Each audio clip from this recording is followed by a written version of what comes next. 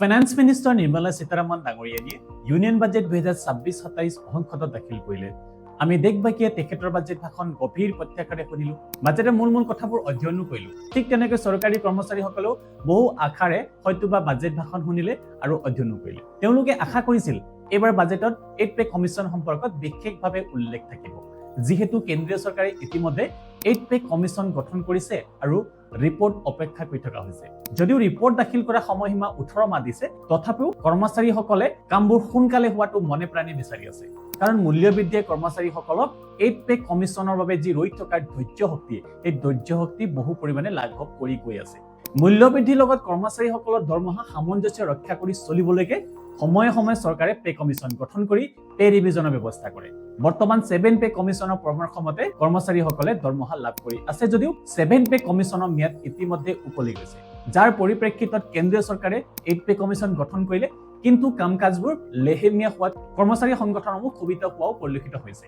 অসম চৰকাৰেও 8ম দৰমহা আয়োগ গঠন কৰাৰ দেশৰ প্ৰথমখন ৰাজ্য হোৱাৰ কৃতিত্ব অৰ্জন কৰিলেও কেন্দ্ৰীয় চৰকাৰে যেতিয়ালৈকে পে কমিশ্যনৰ কাম সম্পূৰ্ণ নকৰে, অসম চৰকাৰেও নিজৰ কৰ্মচাৰীসকলৰ কাৰণে নতুন পে কমিশ্যন যে কাৰ্যকৰী কৰিব নোৱাৰে, এই কথাটো প্ৰায় নিশ্চিত। অসম চৰকাৰে ইতিমধ্যে ঘোষণা কৰিছে কেন্দ্ৰীয় চৰকাৰে 8 পে কমিশ্যন লাগু কৰাৰ সমসাময়িকভাৱে নিজৰ কৰ্মচাৰীসকলৰ কাৰণে পে কমিশ্যনৰ ব্যৱস্থা কৰিব। এইবাৰ কেন্দ্ৰীয় বাজেটত কেন্দ্ৰীয় চৰকাৰৰ কৰ্মচাৰী আৰু পেঞ্চনাৰসকলৰ লগতে অসম চৰকাৰৰ কৰ্মচাৰী আৰু পেঞ্চনাৰসকলেও গভীৰ প্ৰত্যাশাৰে অপেক্ষা কৰি আছিল। অৱশেষত সেই দিনটো আহিল, কেন্দ্ৰীয় বাজেট দাখিল হ'ল, কিন্তু কৰ্মচাৰী আৰু পেঞ্চনাৰসকলৰ আশাৰ অন্ত নপৰিল। ইউনিয়ন বাজেট 2026-27ত 8 পে কমিশ্যনৰ বাবে কোনো ধৰণৰ ফাইনেন্সিয়েল এলোকেশ্যনৰ ব্যৱস্থা নহল। ইয়াৰ পৰা সকলোৱে বুজি উঠিল যে এটলিষ্ট আপকামিং ফাইনেন্সিয়েল ইয়াৰত 8 পে কমিশ্যনৰ কাৰ্যকৰী হোৱাৰ সম্ভাৱনা একেবাৰে কম। অৰ্থাৎ অপেক্ষাৰ সময় অহা বছৰ প্ৰায় এপ্ৰিল মাহলৈকে বাঢ়ি যোৱাটো প্ৰায় খাটাং। বিভিন্ন মহলত এইটো স্পেকুলেশ্যন হৈ আছে যে 8 পে কমিশ্যন বলবৎ হওঁতে 2029 লোকসভা নিৰ্বাচনৰ কাষ চাপিব পাৰে।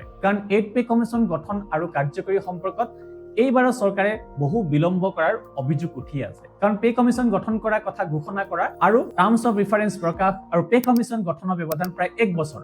এতিয়া 8 পে কমিশ্যন গঠন কৰিলে ঠিক, কিন্তু এনে সময়ত গঠন কৰিলে যি সময়ত ইয়াৰ কাৰ্যকৰীহে হ'ব লাগে। এতিয়া কথা হ'ল, এইবিলাক যি কথা আমি পাতি আছো এইটো চেন্ট্ৰেল গভৰ্ণমেণ্ট ৰিলেটেড কথা, কিন্তু ইয়াৰ প্ৰাসংগিকতা অসম চৰকাৰৰ কৰ্মচাৰীৰ ওপৰতো নিশ্চিতভাৱে আছে। কাৰণ চেন্ট্ৰেল গভৰ্ণমেণ্টে পে কমিশ্যন দিলেহে ষ্টেট গভৰ্ণমেণ্টে দিয়ে, বিশেষকৈ অসম চৰকাৰে সময়ে সময়ে যি ডিএ প্ৰদান কৰে এইটো চেন্ট্ৰেল গভৰ্ণমেণ্টৰ সমসাময়িকভাৱে প্ৰদান কৰে। গতিকে এটা কথা প্ৰায় নিশ্চিত, অসম চৰকাৰে পে কমিশ্যন গঠন কৰিলেও ইয়াৰ কাৰ্যকাৰিতা কেন্দ্ৰীয় পে কমিশ্যনৰ পিছতহে আশা কৰিব পৰা যায়। চেন্ট্ৰেল পে কমিশ্যনৰ বিলম্ব মানে অসমতো কৰ্মচাৰীসকলে নতুন পে কমিশ্যনৰ কাৰণে অপেক্ষা কৰিবই লাগিব।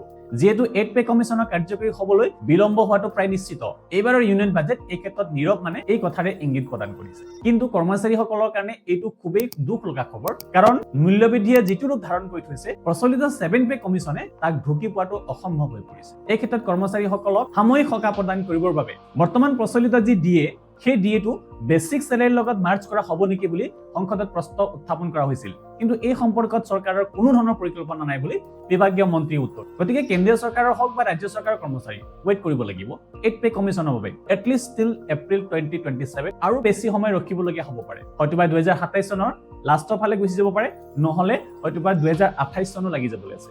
এইটো কথা খটাং যে 8 পে কমিশ্যনৰ কাৰণে যি 18 মাহ সময় 8 পে কমিশ্যনক দিয়া হৈছে নিজৰ ৰিপৰ্ট দাখিল কৰিবৰ কাৰণে, এই গোটেই 18 মাহ যদি লগায় পে কমিশ্যনৰ ৰিপৰ্ট দিবৰ কাৰণে, তেতিয়াহ'লে 18 মাহটো ৰখিব লাগিবই। আৰু ৰিপৰ্ট দাখিল কৰাৰ পিছত চৰকাৰে আকৌ তাক পৰ্যালোচনা কৰিব, পৰ্যালোচনাৰ অন্তত চৰকাৰে কোনকেইটা ৰিকমেণ্ডেশ্যন মানিব সেইখিনি ইমপ্লিমেণ্ট কৰিবৰ কাৰণেও কিছু সময় চৰকাৰে ল'ব। গতিকে 2027 চনৰ লাষ্টৰ ফালে নহলে 2028 চনো পাই যাবলৈ আছে 8 পে কমিশ্যনৰ কাৰ্যকৰী হোৱালৈকে।